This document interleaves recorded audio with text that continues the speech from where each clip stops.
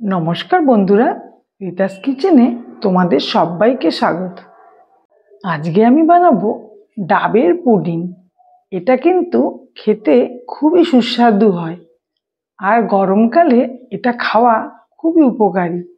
আমরা এটা কিভাবে বানাচ্ছি চলো আমরা দেখব। আমার এই ভিডিওটা যদি তোমাদের ভালো লেগে থাকে তাহলে সাবস্ক্রাইব করার অনুরোধ রইল। লাইক, কমেন্ট, শেয়ার করো। ডাবের পুডিং বানানোর জন্য আমি প্রথমে দুটো ডাব নিয়ে নিয়েছি। আমি এবার ডাবের মুখগুলো কেটে আমি জলটা বের করে নেব। আমি একটা বাটি নিয়ে নিয়েছি আর একটা ছাঁকনি নিয়ে নিয়েছি। আমি এবার ডাবের জলটা ছেঁকে নেব।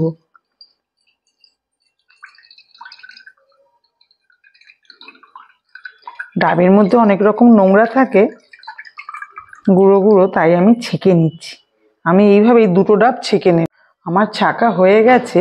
এবার আমি ডাবগুলোকে একটু কেটে নেব। আমি দেখো নারকেলটা কেটে নিয়েছি। এবার আমি একটা চামচের সাহায্যে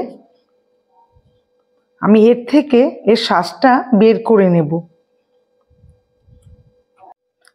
এইভাবে আমি সমস্ত শাঁসগুলোই বের করে নেব। দেখো এরকমভাবে শাঁসগুলোকে বের করে নিতে হবে। আমি দেখো এইভাবেই সমস্ত শাঁসগুলোকে বের করে নিয়েছি। আমি একটা কড়াই বসিয়ে দিয়েছি, তাতে আমি ডাবের জলটা দিয়ে দেব।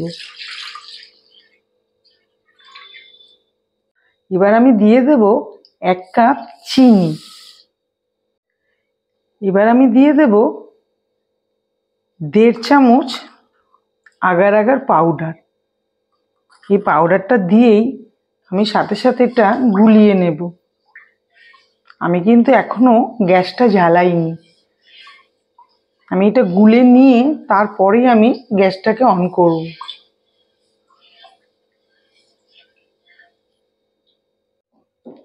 আমি এবার গ্যাসটা জ্বালিয়ে দিচ্ছি। ডাবের জলটা এবার ফুটবে। দেখো আমার এটার পলক এসে গেছে। আমি এবার এটা ঢেলে নেব। আমি যে পাত্রে ঢালবো সে পাত্রটা নিয়ে নিয়েছি। আমি এবার এটা ঢেলে দিচ্ছি। এটা কিন্তু গরম থাকতে থাকতেই ঢেলে দিতে হবে, ঠান্ডা হয়ে গেলে জমাট বেঁধে যাবে। আমি এবার নারকেলের শাঁসগুলো দিয়ে দিচ্ছি এর ভেতরে। একটু বেশি পরিমাণে নারকেলের শাঁস দিলে খেতে খুবই ভালো লাগে। এগুলোকে একটু আমি মিশিয়ে দিচ্ছি। এবার এটা আমি এমনি রেখে দেব আধা ঘন্টা বাইরে। তারপর এটা রুম টেম্পারেচারে এসে গেলে তারপর আমি নিয়ে যাব ফ্রিজে। ফ্রিজে আমি 1 ঘন্টা এটাকে রেখে দেব। দেখো আমি এটা 1 ঘন্টা বাদে ফ্রিজ থেকে বের করে নিয়ে এসেছি। এটা আমি একটা ছুরির সাহায্যে সাইডটা একটু ছাড়িয়ে নেব।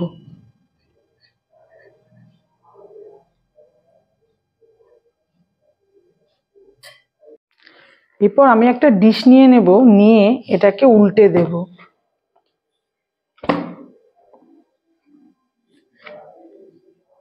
তারপর আমি আরেকটা ডিশ নিয়ে আমি এটাকেও উল্টে দেব। আমি ওপরে সুন্দর পিঠটা নিয়ে আসবো। দেখো আমি ওপর পিঠ করে নিয়েছি। এই পিঠটা দেখতে যেহেতু সুন্দর তাই আমি এই পিঠটাই উপরে রাখবো। এবার আমি একটা ছুরির সাহায্যে এটা কেটে দেব।